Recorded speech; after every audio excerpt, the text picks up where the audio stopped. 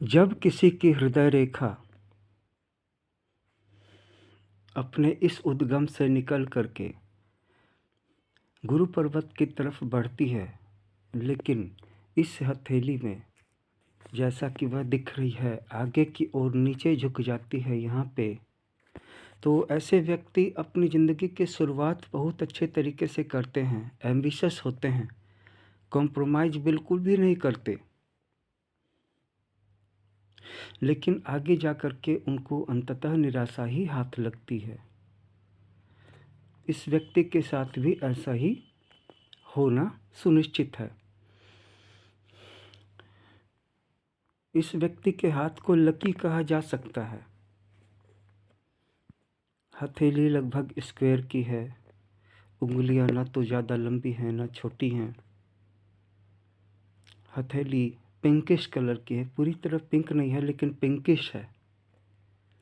लेकिन हृदय रेखा का यहाँ पे डाउन होना इस बात को बतलाता है कि आगे चल कर के इस व्यक्ति को हर चीज़ में निराशा मिलने वाली है, और सबसे ज़्यादा उसे निराशा मिलेगी अपने करियर के क्षेत्र में निराशा, यानी कि अपेक्षा के टूटने से, एम्बिशंस के ब्रेक करने से। और फिर मस्तिष्क रेखा यहाँ पे नीचे की ओर झुक गई है। सिंपली ये मस्तिष्क रेखा तभी हेल्दी मानी जाती है जब ये नीचे यहाँ पे न झुके बल्कि इस तरफ समानांतर जाए, और बहुत ज़्यादा लंबी मस्तिष्क रेखा भी हेल्दी नहीं होती है। ये मस्तिष्क रेखा बहुत लंबी नहीं है, लेकिन फिर भी इसका भी नीचे झुक जाना ये बतलाता है कि इसके साथ जो भी निराशाएं घटित होंगी उसका अनुभव ये ज़्यादा करेगा, हाइपर सेंसिटिव होने के कारण।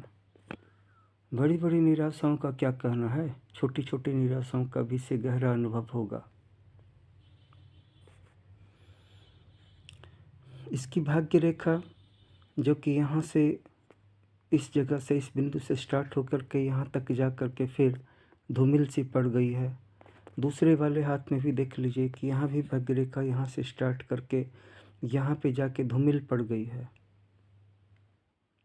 तो इस सिचुएशन में इसकी जो इकोनॉमिक सोर्सेस हैं वो भी एक समय पे फेड डाउन हो जाएंगी, यानी कि पैसा देना बंद कर देंगी।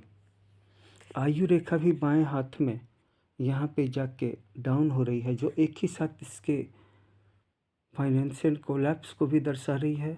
दाएं हाथ में भी देख लीजिए कि आयु रेखा यहाँ पे बंद हो रही है, जबकि नॉर्मली आयु रेखा यहाँ पे बंद होनी चाहिए।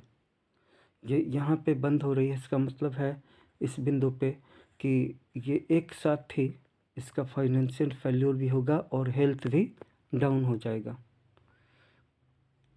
हालांकि ये व्यक्ति अच्छा है स्वभाव से, ये कभी भी किसी भी व्यक्ति को अपने नेगेटिव कमेंट से हर्ट नहीं करना चाहेगा, और फाइनेंशियली भी ये ओवर एक्सपेंडिचर से बचेगा, एक्स्ट्रा वैगेंट नहीं बनना चाहेगा।